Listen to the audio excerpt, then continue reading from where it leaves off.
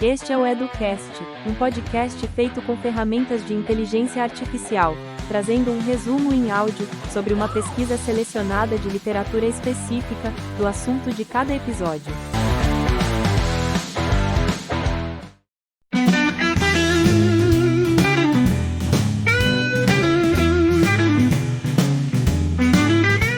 Bem-vindos à nossa análise de hoje, vírus. São minúsculos, estão em todo lugar e, bom, como a gente viu recentemente, podem virar o mundo de ponta cabeça. Mas o que a gente sabe mesmo sobre eles? Como identificamos? Como é que eles se espalham? Para investigar isso, a gente está com material muito rico aqui, o compilado Tópicos em Virologia. Ele foi organizado pelo pessoal da Fiocruz, com base nos cursos lá do Instituto Oswaldo Cruz. É quase um mapa desses agentes, né?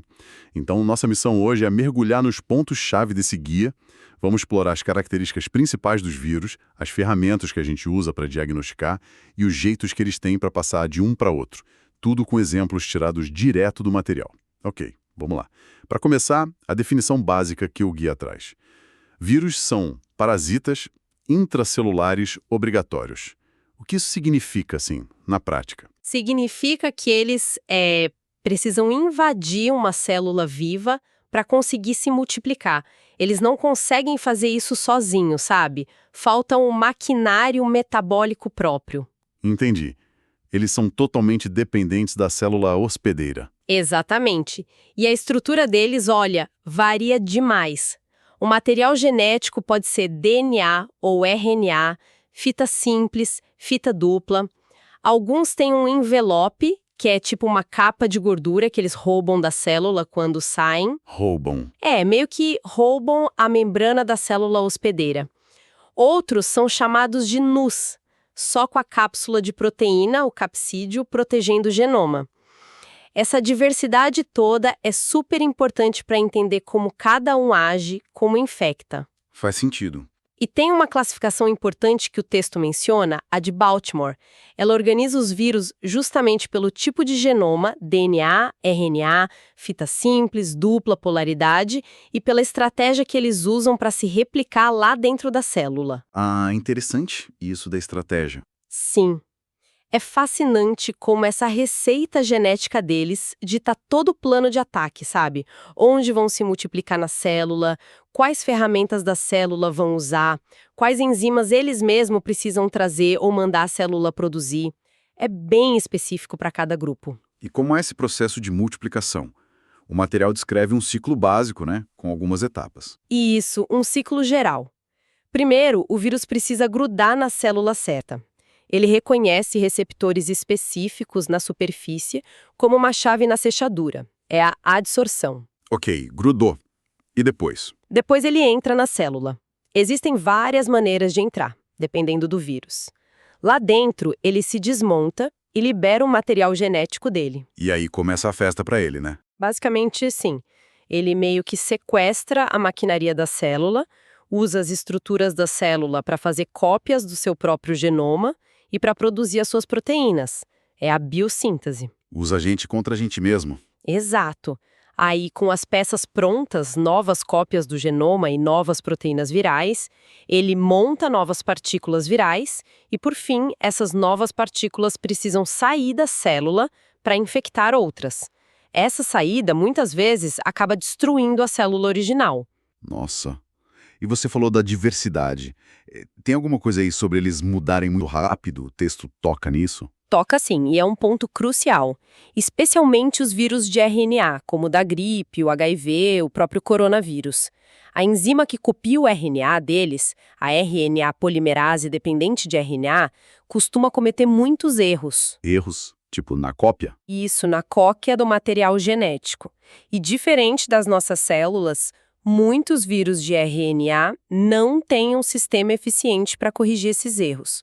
Essas mutações vão se acumulando. E essas mutações geram o quê? Novas variantes. Exatamente, geram novas variantes. Além disso, o guia da Fiocruz também destaca outros mecanismos, como a recombinação e um bem interessante no vírus da influenza, que tem o genoma segmentado, em pedacinhos. Ah, o da gripe. Sim. é o rearranjo genético. Se dois tipos diferentes de vírus influenza infectam a mesma célula, na hora de montar os novos vírus, os segmentos podem se misturar. Tipo, pegar um pedaço de um e um pedaço do outro. E isso pode criar um vírus totalmente novo. Pode criar um subtipo bem diferente, com um potencial pandêmico inclusive. Essa capacidade toda de mudar a mutação, recombinação, rearranjo, é o que permite a eles escapar do nosso sistema imune, desenvolver resistência a remédios e até pular para outras espécies. É evolução em alta velocidade. Caramba! Ok, então eles são pequenos, se escondem, mudam o tempo todo. Como é que a gente consegue detectar? O diagnóstico deve ser um desafio, imagino. É um desafio enorme e o material da Fiocruz detalha isso bem. O método clássico, sabe, de tentar isolar o vírus, cultivar ele em células no laboratório? A cultura de células. Isso. É considerado padrão ouro para algumas coisas, mas tem várias limitações. É lento, é caro, precisa de laboratório com estrutura especial e o principal, nem todo vírus cresce bem assim, in vitro. Muitos são bem chatos para cultivar. Então, na prática, se usam outras coisas. Na prática clínica e na vigilância, sim, muito mais. A sorologia, por exemplo, em vez de procurar o vírus, a gente procura a resposta do nosso corpo contra ele. Os anticorpos. Exato, os anticorpos no sangue. Se a gente detecta um tipo chamado IgM, geralmente indica que a infecção é recente. Se acha mais o IgG, pode ser uma infecção passada ou imunidade, tipo depois de tomar vacina. Ah, tipo o teste de farmácia para Covid que via IgG e IgM. Isso, a lógica é essa. Técnicas como ELISA são muito comuns para fazer sorologia em laboratório. E o guia também fala da quimioluminescência, que é uma técnica mais sensível, mais automatizada, boa para testar muitas amostras. Mas e para achar o vírus mesmo, o material genético dele? Você falou que eles se escondem. Aí entram os métodos moleculares. Esses foram a grande virada no diagnóstico viral. O material da Fiocruz dá um destaque enorme para a PCR, a reação em cadeia da polimerase. PCR, a gente ouviu falar muito disso na pandemia. Por que ela é tão importante? É porque a PCR consegue fazer uma coisa impressionante. Ela pega um pedacinho minúsculo do material genético do vírus, que estaria lá na amostra do paciente, e amplifica milhões, bilhões de vezes. Amplifica? Como assim? Faz cópias, muitas cópias daquele pedacinho específico do vírus, até que a quantidade seja tão grande que a gente consiga detectar facilmente. É como achar uma agulha no palheiro e transformar ela em um monte de agulhas. Nossa, que ideia! É brilhante. E se o vírus for de RNA, como o HIV, hepatite C ou o SARS-CoV-2, a gente faz um passo antes. Usa uma enzima chamada transcriptase reversa para transformar aquele RNA viral em DNA. Aí sim, a gente amplifica esse DNA. Por isso se chama RT-PCR. Entendi. RT de transcriptase reversa. Exato. E a tecnologia avançou ainda mais. O guia fala bastante da qPCR, que é a PCR em tempo real. Tempo real. O que muda? Muda que, além de dizer sim ou não para a presença do vírus, a qPCR consegue medir quanto vírus tem na amostra. É a quantificação. Ah, a tal da carga viral. Isso, a carga viral. Essa informação é super importante para acompanhar doenças crônicas como HIV, hepatite B, hepatite C. Ver se o tratamento está funcionando, se a quantidade de vírus está diminuindo. Entendi. E como ela mede isso em tempo real? Tem diferentes químicas. Pode usar corantes que brilham quando se ligam ao DNA amplificado, como o CyberGreen, ou usar umas sondas mais específicas, tipo as Tachman, que também liberam um sinal luminoso e aumentam a precisão. O guia menciona até a PCR digital, a dPCR, que é ainda mais precisa para quantificar. Uau! Então essas ferramentas moleculares, elas mudaram tudo, né? Mudaram completamente o cenário. Pensa bem. Elas permitem identificar surtos muito mais rápido. Imagina a Covid sem PCR. Seria um caos ainda maior. São essenciais para monitorar se os remédios antivirais estão funcionando. E para a segurança do sangue também, imagino. Fundamental. Para triagem de bolsas de sangue, para evitar a transmissão de HBV, HCV, HIV. E tem mais. Com o sequenciamento genético, que pode ser feito a partir do material amplificado pela PCR, a gente consegue rastrear a origem dos vírus, como eles evoluem, identificar novas variantes. Tipo as variantes da Covid? Exatamente. Entender como se espalham, se são mais transmissíveis, se escapam das vacinas, e tudo isso informa o desenvolvimento de novas vacinas, novos tratamentos. É a base da vigilância epidemiológica moderna, sem dúvida. Fica claro o poder dessas ferramentas. Agora vamos mudar um pouco o foco. Como esses vírus passam de uma pessoa para outra? O material da Fiocruz organiza isso por vias de transmissão, né?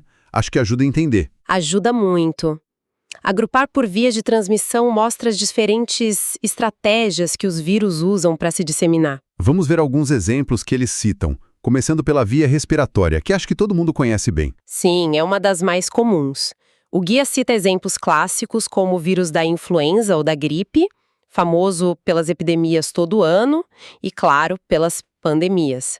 Muito por causa daquele rearranjo genético que a gente falou. E os coronavírus também, né? Com certeza.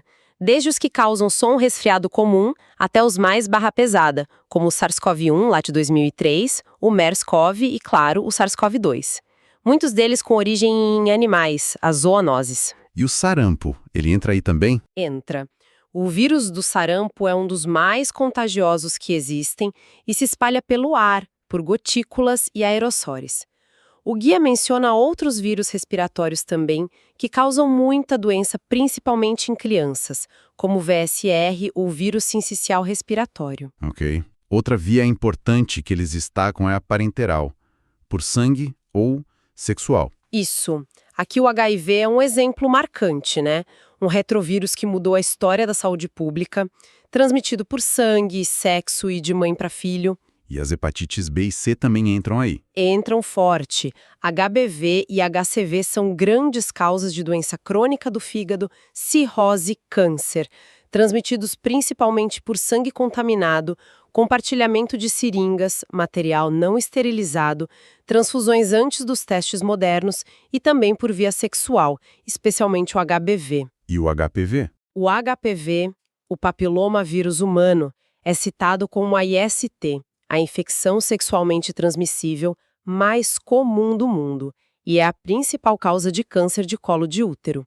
O texto ainda menciona o HTLV, outro retrovírus, e os herpes vírus, HSV1 e 2, como relevantes nessa categoria de transmissão. Muita coisa por sangue e sexo. E a via hídrica que eles chamam de fecal-oral? Essa é a via dos vírus que entram pela boca, geralmente por água ou alimentos contaminados com fezes de alguém infectado. E são eliminados nas fezes também. Tipo as viroses que dão diarreia? Exato. Os rotavírus e os norovírus são os campeões das gastroenterites virais, famosos por causar surtos em creches, escolas, navios de cruzeiro, lugares com muita gente junta. Ah, sim. E as hepatites A e E? Também são por essa via. Água ou alimentos contaminados. O guia da Fiocruz faz um ponto interessante sobre a hepatite E, o HIV. Além da transmissão fecal-oral clássica, ele tem uma rota zoonótica importante, especialmente ligada ao consumo de carne de porco mal cozida em algumas regiões. Nossa, que curioso. Porco. Sim. E nesse grupo fecal-oral também entram os enterovírus, um grupo grande que inclui o poliovírus, o causador da polio, uma doença que está quase erradicada no mundo por causa da vacina, mas que ainda precisa de muita vigilância para não voltar. Quase lá, então. E por último, um ponto que parece super atual: zoonoses e vetores. O material dá bastante destaque para isso, né? Dá muito destaque e com razão. O prefácio do livro já solta um dado que assusta. Mais de 60% das doenças infecciosas que surgem hoje vêm de animais. São as zoonoses. Mais da metade. Sim. O texto cita a raiva, por exemplo. Uma doença quase 100% fatal depois que os sintomas aparecem, transmitida pela mordida ou arranhão de um animal infectado. Aqui nas Américas, morcegos são reservatórios importantes. Morcegos de novo e hantavírus. O que é isso? Os hantavírus são transmitidos por roedores silvestres. A gente se infecta inalando poeira contaminada com urina, fezes ou saliva desses bichos. No Brasil, eles causam uma síndrome pulmonar grave, a SPH, com alta letalidade, muitas vezes ligada a atividades no campo, em áreas rurais. Que perigo escondido. E as arboviroses? Esse nome a gente ouve bastante. Arbovirose é qualquer vírus transmitido por artrópodes, principalmente mosquitos. No Brasil, o grande problema são as transmitidas pela Aedes aegypti nas cidades, dengue, zika e chikungunya. 3 doenças que causam um impacto enorme na saúde pública. Dengue, zika, chikungunya. Todo verão a mesma preocupação. Exatamente. E tem também a febre amarela. Ela circula naturalmente entre macacos e mosquitos silvestres, haemagogos, sabetes nas matas, mas existe sempre o risco do vírus chegar nas cidades, encontrar o Aedes aegypti e pessoas não vacinadas e aí causar uma epidemia urbana, o que seria gravíssimo. É complexo. E essa questão das zoonoses, dos vírus pulando de animais pra gente, tem a ver com o que a gente faz com o ambiente. Totalmente. E esse é um ponto que o conceito de saúde única, ou One Health, que o material aborda, tenta mostrar. A saúde dos humanos, a saúde dos animais e a saúde do ambiente estão completamente conectadas. Não dá para separar. Como assim? Pensa bem. Desmatamento, expansão da agricultura para áreas de mata, urbanização desordenada, comércio de animais silvestres. Tudo isso aumenta o nosso contato com animais que antes viviam isolados. A gente invade o espaço deles. Isso. E aí a gente cria pontes para que os vírus que circulavam tranquilamente nesses animais encontrem um novo hospedeiro. Nós. É o tal do spillover, o transbordamento. Foi assim com o HIV, que veio de primatas, com as gripes pandêmicas misturando vírus de aves, porcos e humanos, com o SARS-CoV-2, provavelmente de morcegos, com o hantavírus de roedores. A lista é longa. Nossa, faz todo sentido. Quer dizer que a gente tem uma parcela de culpa no surgimento dessas doenças? Uma parcela enorme de responsabilidade. As nossas ações têm consequências diretas na emergência de novas doenças infecciosas. Por isso, a urgência de pensar em saúde de forma integrada. Cuidar do ambiente e dos animais é cuidar da nossa própria saúde. É um ponto que dá o que pensar mesmo, sobre como a gente vive no planeta. Bom, diante desse cenário todo, de tanta variedade, de tanta via de transmissão, como é que a gente se protege? O material da Fiocruz deve falar das estratégias de prevenção, né? Fala sim e cobre várias frentes. As medidas mais básicas, de higiene e saneamento, são o alicerce de tudo. Lavar as mãos, ter água tratada, esgoto coletado e tratado, cuidar do lixo, manusear alimentos de forma segura. Isso é fundamental, especialmente contra aqueles vírus de transmissão fecal-oral. O básico que funciona. Exato. Mas contra muitos vírus, a ferramenta mais poderosa que a gente tem é a vacinação. É uma das maiores conquistas da saúde pública, sem dúvida. O guia comemora isso. Com certeza. Celebra sucessos como a quase erradicação da pólio, a redução drástica de sarampo, rubéola, cachumba, doenças que matavam ou deixavam sequelas graves e que hoje são preveníveis por vacina. E o Brasil tem um bom programa de vacinação, né? O PNI. O PNI, Programa Nacional de Imunizações, é uma referência mundial. Ele oferece de graça no SUS vacinas contra muitas dessas viroses que a gente comentou.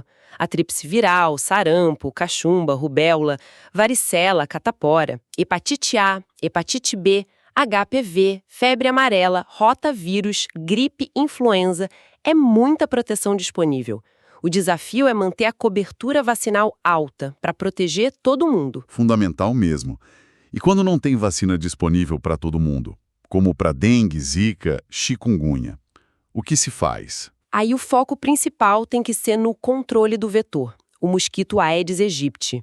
Isso envolve um trabalho contínuo de eliminar os locais onde ele pode botar ovos, água parada, sabe? Usar larvicidas e inseticidas. Embora a gente saiba que o mosquito está ficando resistente a alguns produtos. É uma luta difícil contra o mosquito. É bem difícil. e exige muita participação da comunidade também. Mas o material menciona uma estratégia mais nova, bem interessante, que está sendo testada e usada no Brasil. A liberação de mosquitos Aedes infectados com uma bactéria chamada Wolbachia. Bactéria no mosquito, como assim? É uma bactéria que existe naturalmente em muitos insetos, mas não no Aedes aegypti. Quando eles introduzem essa bactéria no Aedes em laboratório e soltam esses mosquitos, a Wolbachia meio que atrapalha o vírus lá dentro. Ela reduz muito a capacidade do mosquito de transmitir dengue, zika e chikungunya. Que legal! Uma solução biológica. Sim, é uma abordagem biológica bem promissora. Mostra que a gente está buscando alternativas além dos inseticidas. Bacana. E na parte do tratamento, tem avanços aí também? Muitos avanços. O guia destaca alguns exemplos notáveis. Para a hepatite C, por exemplo, surgiram os antivirais de ação direta, os DAAs. Eles revolucionaram o tratamento. Revolucionaram como? Antes, o tratamento era longo, com injeções, muitos efeitos colaterais e taxas de cura baixas. Agora, com os DAAs, são comprimidos por poucas semanas, quase sem efeitos colaterais e com taxas de cura acima de 95%. É uma mudança da água para o vinho. Nossa, que avanço para a hepatite C. E para o HIV? Para o HIV, a terapia antirretroviral combinada, a TARV, também conhecida como coquetel, transformou uma doença que era uma sentença de morte numa condição crônica.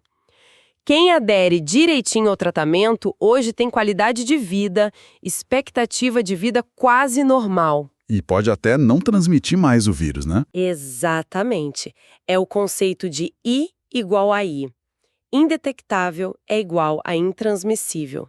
Quando a pessoa com HIV está com a carga viral indetectável no sangue graças ao tratamento, ela não transmite o vírus por via sexual. Isso é uma conquista científica e social enorme.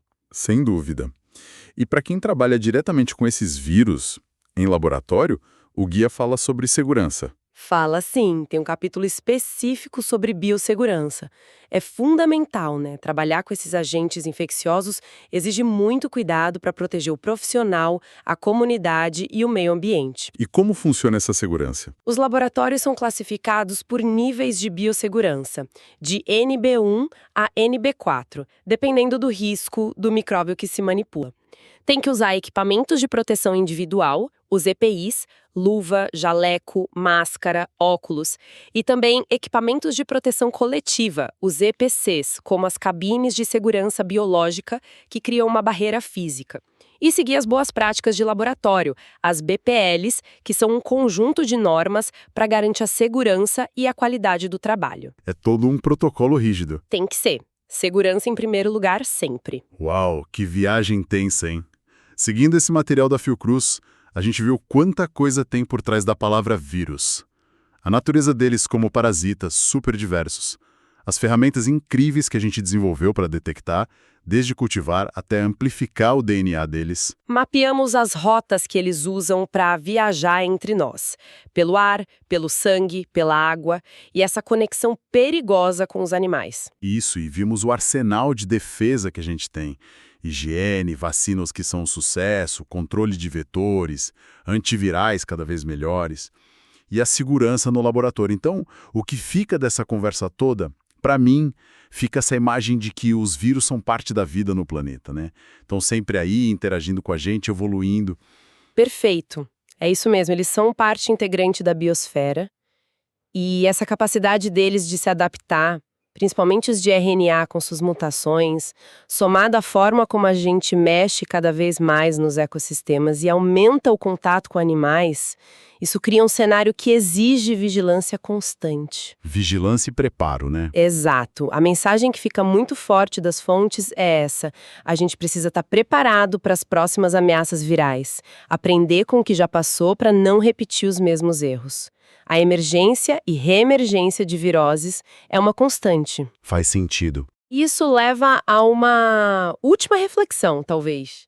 Olhando para as novas ferramentas que o guia até menciona de leve, como a metagenômica. Metagenômica, o que é isso? É a ideia de analisar todo o material genético presente numa amostra, seja de sangue, de fezes, de solo, de água, sem precisar procurar um alvo específico. Isso pode revelar a presença de vírus que a gente nem conhecia. Nossa, achar o desconhecido? Exato. E isso, combinado com a vigilância ambiental, que a gente viu ser útil na pandemia, tipo monitorar vírus no esgoto. Será que a gente não poderia criar sistemas de vigilância ainda mais poderosos? Sistemas que integrem dados de saúde humana, saúde animal, dados ambientais e esses dados genômicos da metagenômica. Um super sistema de alerta. Algo assim.